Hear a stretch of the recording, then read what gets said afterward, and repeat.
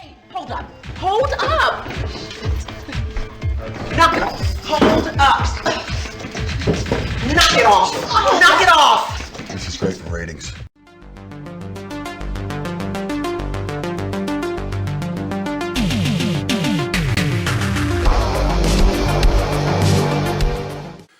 Hi, this is the Professional Amateur Hour coming to you with another review.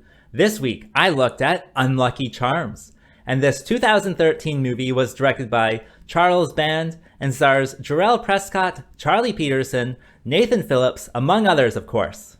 The story of this movie follows this game show slash reality show, something like, what's it called?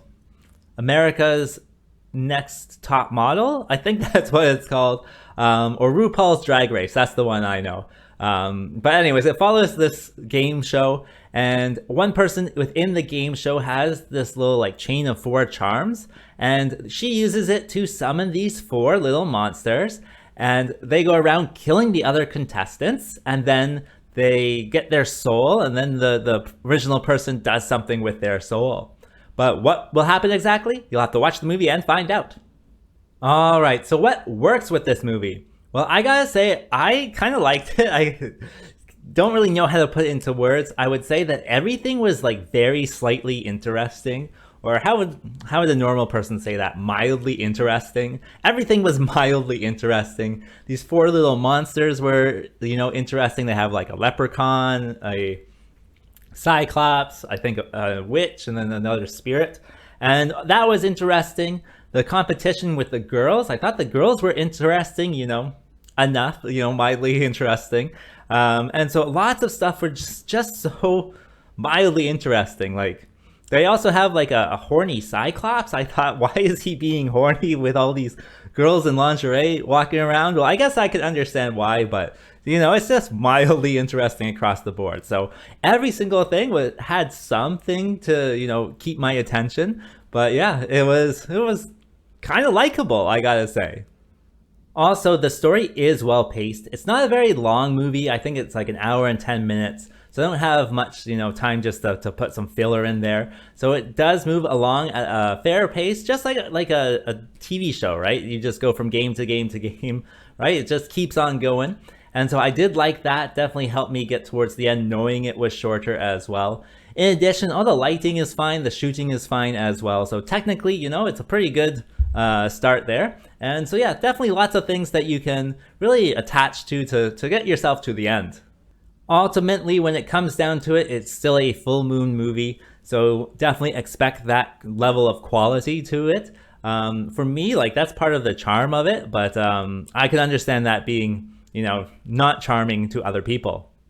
And that brings me to what doesn't work with this movie. Well, I gotta say that monster makeup is really bad. Like, really bad. I would even say terrible. It's just like plastic masks, and you can see like their natural skin behind the plastic mask or the rubber mask, so it's like not even attached properly. The Cyclops, like, you can tell it's just like some prosthetic that they put on his face, but you can see like there's like holes around it too, so it's not even like well attached either. The first time you see the leprechaun, I think it's like in the first like seconds of the movie, it just like focuses on the leprechaun's face, and his makeup is bad as well. You're just watching and you're just like, oh my god, like, what am I going to watch? What am I getting myself into? Maybe I can clip that first 10 seconds in, but just know it's not something to write home about.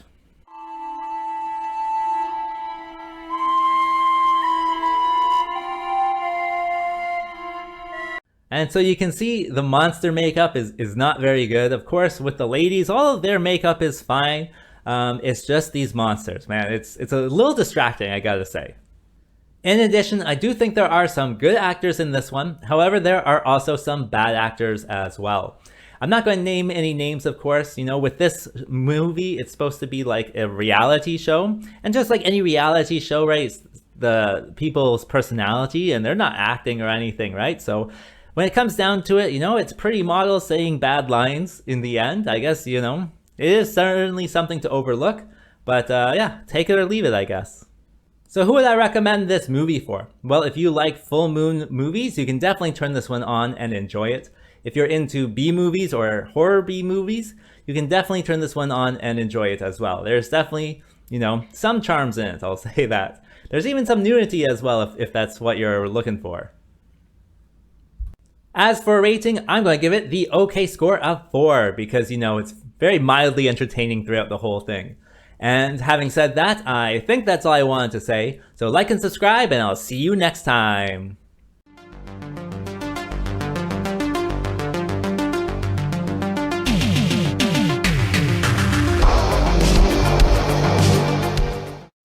Hi, this is the Professional Amateur Hour coming to you with a post-credit scene this time. You know, I didn't really realize that the Full Moon Productions or whatever it is was still making movies. And so if you are interested in me watching those other movies, I think there's like The Gingerbread Man, and then there's one like The Evil Bong, and that has a lot of movies as well. So if you're interested in me watching those movies, let's say if this video can get 20 likes, I'll start reviewing more Full Moon movies. And having said that, I think that's all I wanted to say. So yeah, I'll see you next time.